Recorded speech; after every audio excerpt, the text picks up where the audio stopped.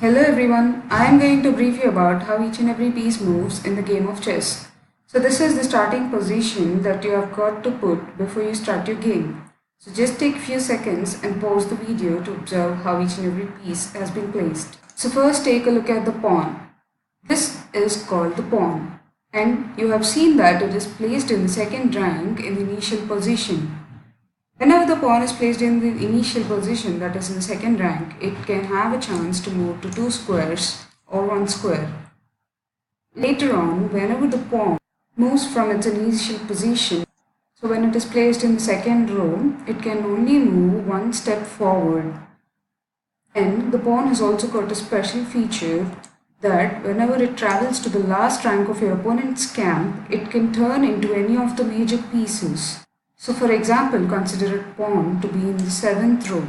So this is the last row that is there. If the pawn moves to the 8th rank, that is when it steps forward, it has a possibility to transform into the queen or the rook or the bishop or the knight.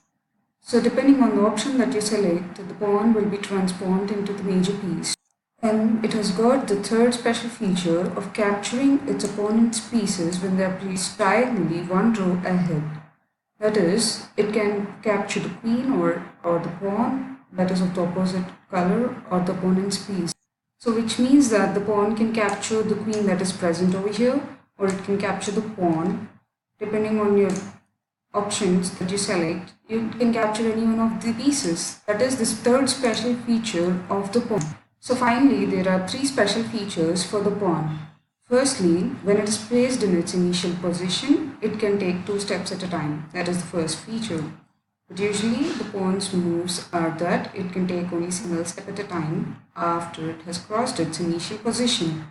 So the second special feature of the pawn is the pawn promotion to the last rank that can be turned into any major piece. And the third special feature is the pawn can capture any pieces that are of their opponent and that are placed diagonally towards it. So another final special feature of a pawn is en passant. En passant is basically done when your opponent's pawn is in its initial position and has taken 2 steps at a time, then you can capture it. For example, your opponent's pawn is in second rank, that is in its initial position. So he just now places his pawn 2 steps forward. Now you can just capture it. So whenever your opponent's pawn has taken 2 steps, just now you can take it back with your pawn. So when your opponent pawn just takes single step, you just can't capture it back. It is against the rules. Only when your opponent's pawn is in its initial position and has taken 2 squares just then in the previous move, then you can capture it with your own pawn.